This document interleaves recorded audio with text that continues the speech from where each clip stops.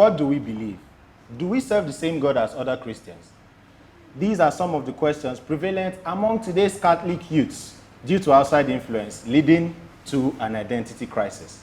My name is Chima, and this is Catholic Faith Forum, where we discuss matters bordering on faith, morality, and popular culture. Today on the show, I have two guests with me who will be discussing with me the pertinent issue of Catholic identity crisis among the youths.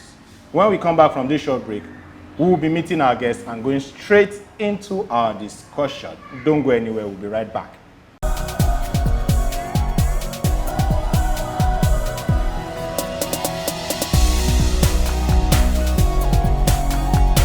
Welcome back to the show. It's Catholic Faith Forum. My name is Chima. As I said earlier, I have two guests to discuss with me the issue of Catholic identity crisis among youths. First off, I have Dayo Adeniro, a University of Lagos student in the Department of Political Science and a catechist in the Archdiocese of Lagos. You're welcome, Dayo. Thank you very much. It's good to have you here. Thank you for And I have with me also Miss Priska Iwu, a teacher for a very long time and the coordinator of the Youth Development Ministry in St. Dominic's Catholic Church, Yaba. You're welcome, ma. Thank you. All right, so today we are discussing the Catholic identity crisis among youth. But before we go into the discussion, Dayo, if someone meets you for the first time and asks you, who is a Catholic, what will be your response? First, I'll say the Catholic is a Christian who, which is most important, who has chosen right. Simple and short. Wow, simple and short. A Yes. Christian who has chosen right. Yes. Does it mean that other Christians haven't chosen right? Right is relative. Right is relative. Yes. All right, let's leave it at that.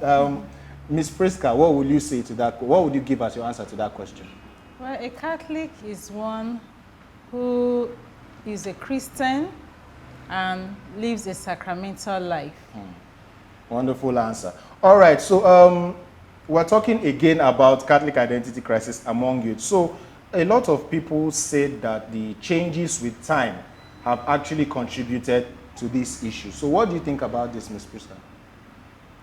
Well, of course, looking at the secularism of the world, you know, and with all the new developments in the world, talking about the media age, okay, and the popularity of secularism, to say, you see that our youths are distracted from the right way of living. For example, nobody talks about St.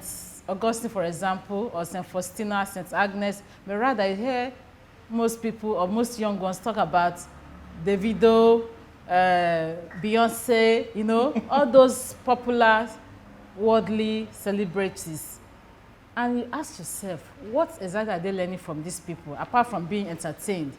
What moral values does these people, you know, project apart from entertaining us?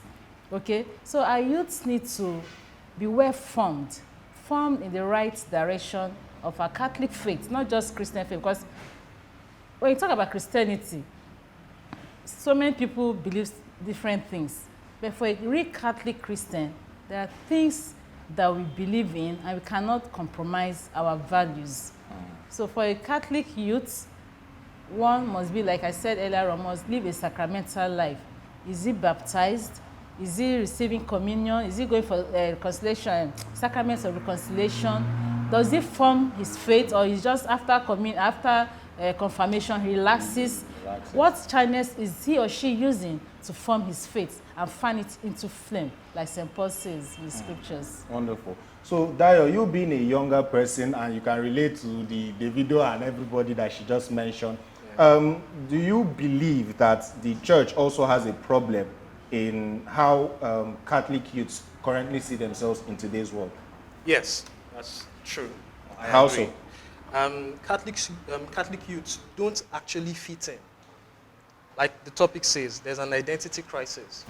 Do I follow the saint route? Do I follow the secular route? So when a youth is caught up in the middle of these two, you have an identity crisis. It is very, very pertinent, and it is very, very much of a problem today.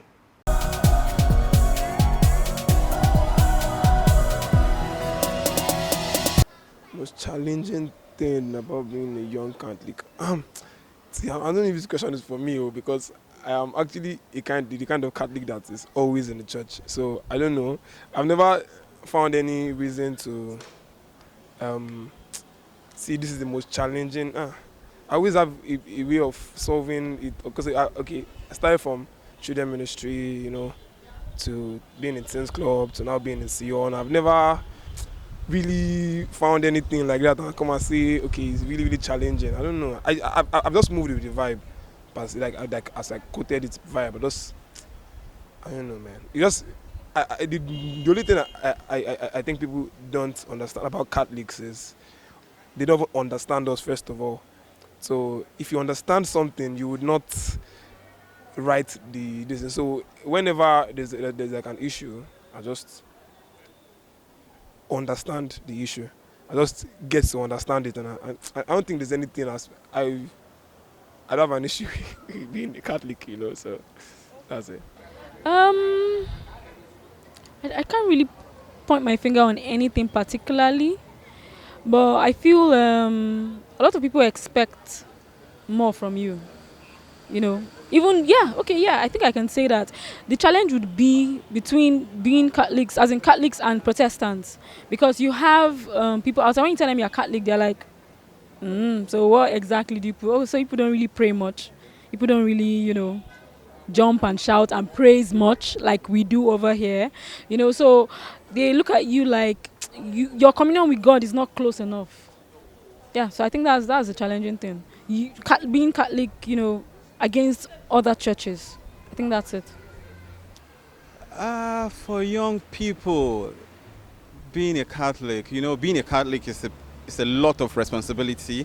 Just like being a Christian, it doesn't come easy. The path of Christian faith, the path of Catholic faith is that of sacrifice, is that of self-giving, is that of righteousness, and it's not easy in the world that we are currently living in now, where there's plenty of fashion, so many social media entertainment, fake life here and there, and then the youths are easily carried away by all of these things you see around. So it's difficult for them, except if the parents, like I said, start from the very tender age to bring them in line with the Catholic faith. Otherwise, sincerely, it's going to be difficult.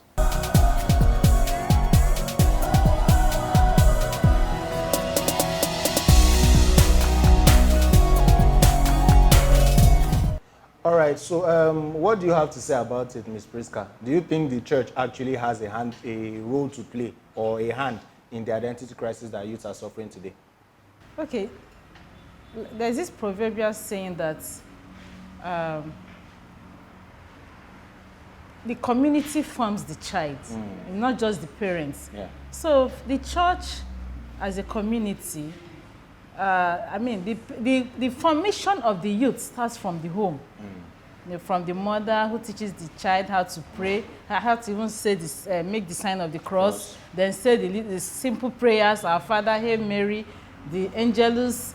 Then from there, the child graduates to catechism classes to receive his or her first Holy Communion, confirmation. Then after that, what happens? The child reclines. No, that's where the church comes in. Create organizations or societies that can help these young ones grow in their faith. And thankfully, we have that in our archdiocese. Talking about the MCA, the Missionary Child Association, Then we have this Sion, the umbrella body of all youths, where youths in various organizations like the Teens Club in my parish, we have the Youth Fellowship Group, there's St. Vincent de Paul, the Youth Wing, Board of Lectors, the NFCS in schools, higher institutions, okay? All these bodies are channels where the youths can be well formed, and that's the contribution the church is giving. So I don't think the church is not doing well. They are doing well, but we also need to support them, All right, so what do you have to say about the influx of Pentecostalism affecting our identity as Catholics these days? Yes, I remember when I was in higher institution, okay, and the only organizations I hear that is always sounding loud in my ear are these Pentecostal gatherings, and they are kind of their way of celebrating their services. But the Catholic community, excluding Unilag, are so solemn, but there are things going on there. I remember then, I used to be a lecturer in St. Dominic's. So when I went to campus, I joined the lecture group so as not to create a vacuum where some other people will come around and pick me off my faith. So, for example, for our young ones that go to universities, some of them, they see it as a freedom era. I'm free from my parents, I'm free from my mother's nagging. Let me go to university and I live my own kind of life. No, but for a Catholic youngster, you get in there, look for your faith community, belong there. There are societies within the chaplaincy there that they can participate in. You have the board of lectors, you have the church wardens, you have the NFCS, even the umbrella body of the Catholic students, and they're so active. They were so active then, and even now, I guess, as much. So the young ones who go to university should not just say, okay, I'm free from my parents, handling. But there, they go there and promote their faith, even talk about their faith in their classrooms. Tell their friends, join me to my own fellowship, not the other way around. And by so doing, say the Angelus, even if you're in class and maybe there's no lecture going on, gather some of your Catholic friends together, go somewhere. Say the Angelus by noon, or the Divine Mercy Prayer, a shorter form.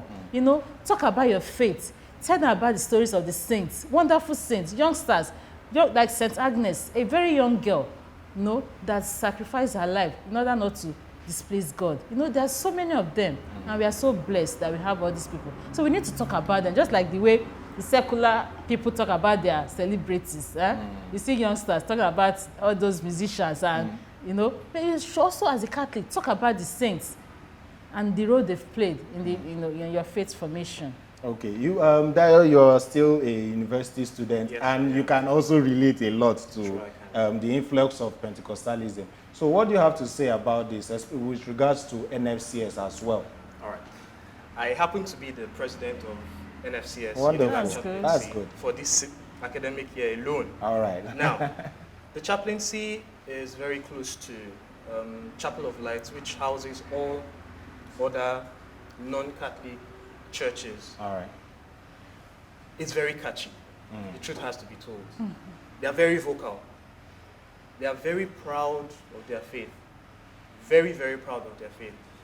Now, we have fellowships on a weekly basis, and we have social activities once or twice a semester.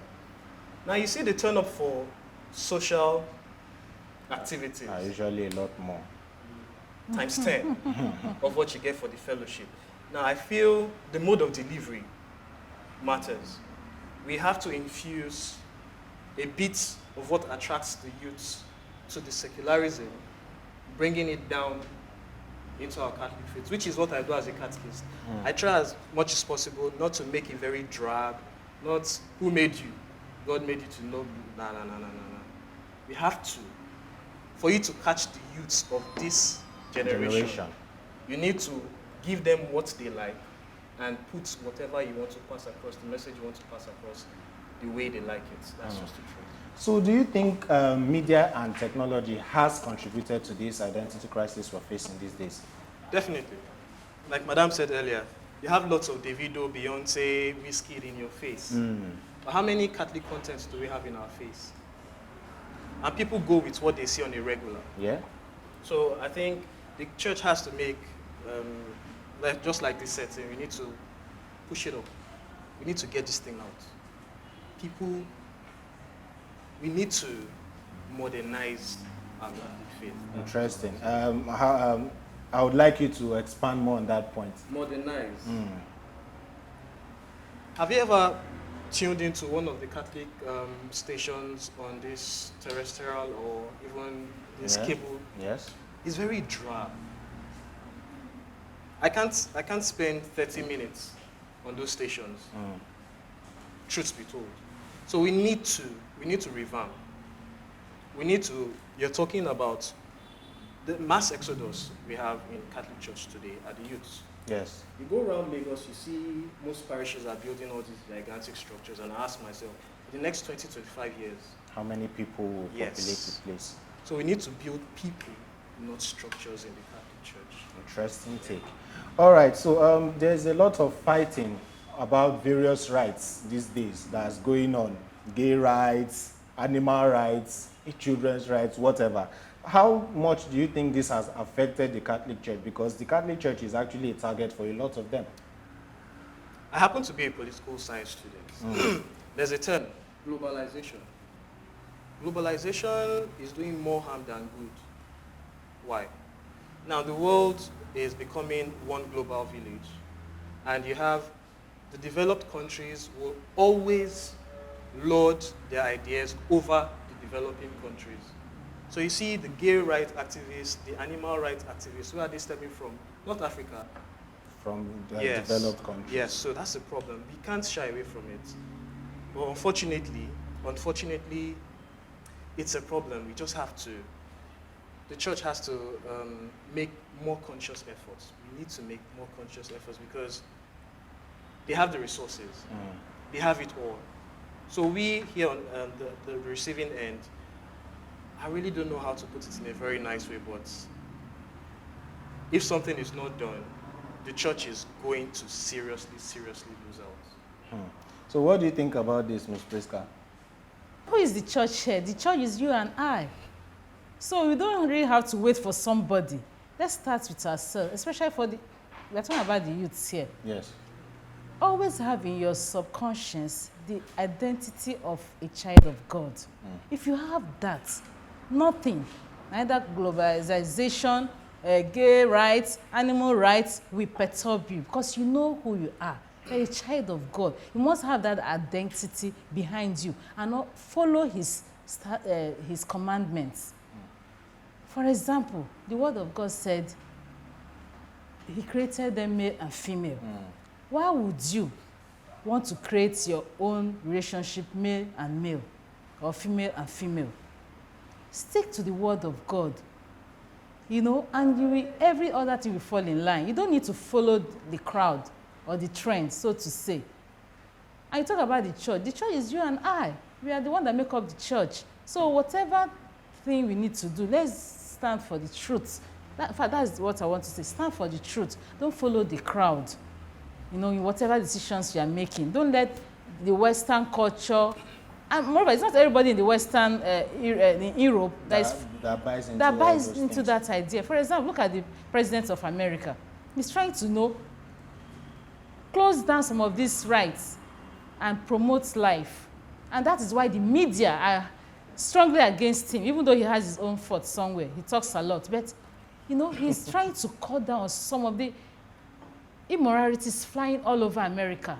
And that's why the media is not supporting him. For example, the pro-abortionist movement is trying to support, you know, the right to unborn child or unborn children, that they have a right to live, unlike the Planned Parenthood. In fact, before, I always think that this Planned Parenthood movements are in support of life. Yeah. It was some years ago that I discovered that they're actually against life. And so what are we talking about? So we need to stand for the truth, no matter where we are. That's what makes us a child of God. All right, ma. So let's talk a bit about how relationships, especially interfaith relationships, come to play in this issue. You know, romantic relationships between a young Catholic and a Pentecostal or an outsider, they sort of influence what they sort of have a role to play in this identity crisis. What do you have to say about this issue? Okay, I always want to quote the scripture before I say, talk on these things. The word of God said that before God, there's neither Jew or Greek, slave or free, male or female. We are all equal. So I believe that for a Catholic, of course, pray. Prayer is the key to every success. Pray that God will give you somebody from your faith.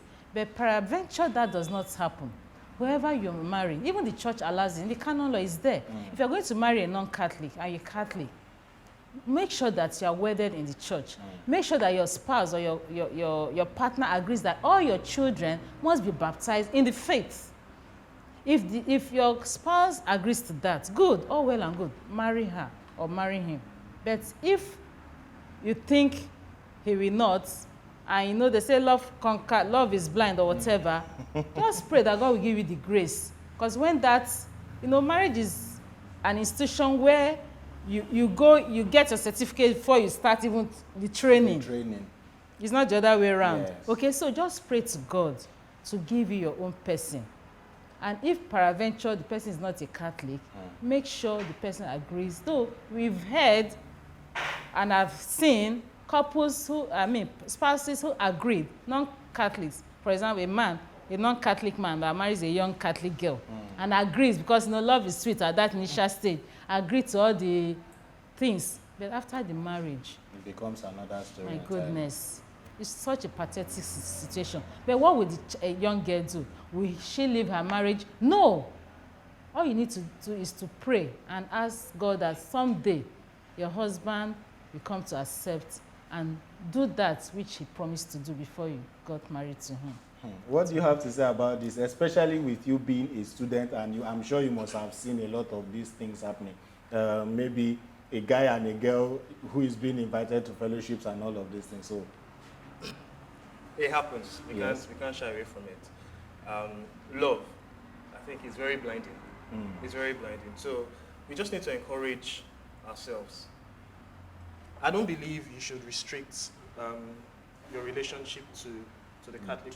yes. Yeah. Why not see it as a way of winning an extra, yes, Evangelization, an yeah. extra soul? It's easier said than done, but we need to make conscious efforts. So what if we have 10 guys decide, okay, since they've not seen what they're looking for in the Catholic Church, let's go out and bring what we're looking for into the Catholic Church and see how those persons we bring into the Catholic Church will reshape and reform those here to be up to that standard we seek on a daily basis. But something, sorry, I don't know if Yeah. I can contribute to that. You know, something we should know as Catholics is that we have a unique way of doing things. We have an orderly way of doing things. We can't turn our mass, for example, to a rock and roll service kind of worship. No, because it's a ritual. I don't know if you understand that. Exactly. It's like reenacting what happened on Good Friday. So we can't turn that into a jamboree. So our young ones should know that, have that in mind. Yes, good. We have music. Sometimes we have Thanksgiving. That's where we even get loose sometimes, with the choruses. But for the real mass, as a Catholic, must be solemn and full of reverence. I think our youngsters should understand that. Wonderful. Comparing us to the Pentecostals, the gap is wide. Just like the story of the rich man and Lazarus. After their demise here on earth, that gap is wide. So we really need to know our faith and cherish it the way it is.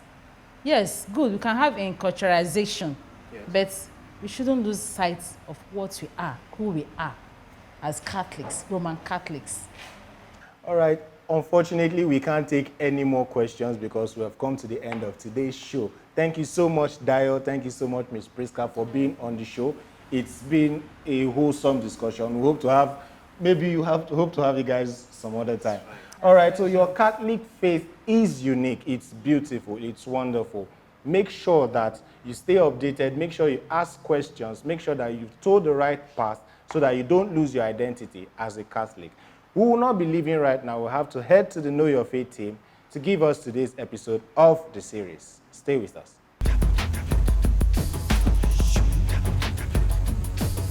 Hello dear child of God, and welcome to Know Your Faith series. I am Collins, and today we'll be discussing something very, very important. Yes, God calls every one of us to service. There is a call to service.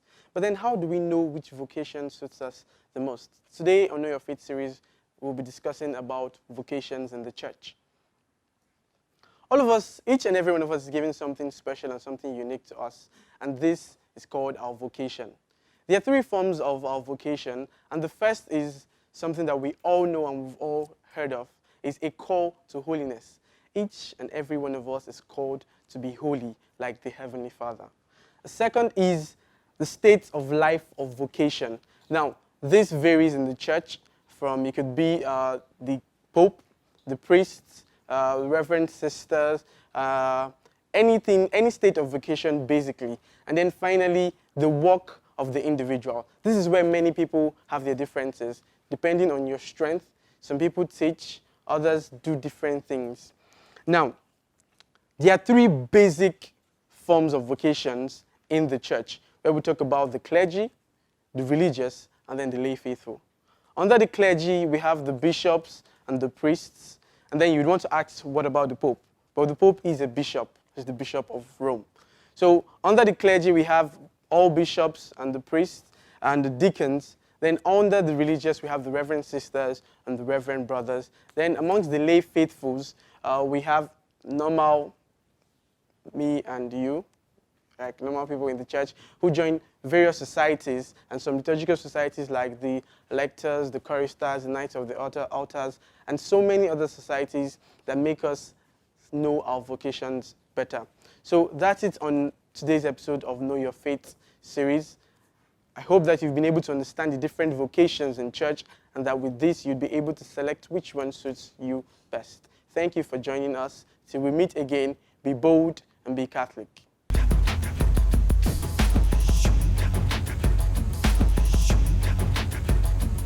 All right, that was Know Your Faith for today. And with that, we've come to the end of Catholic Faith Forum for today. Thank you so much once again to our guests for being on the show. It's been a pleasure.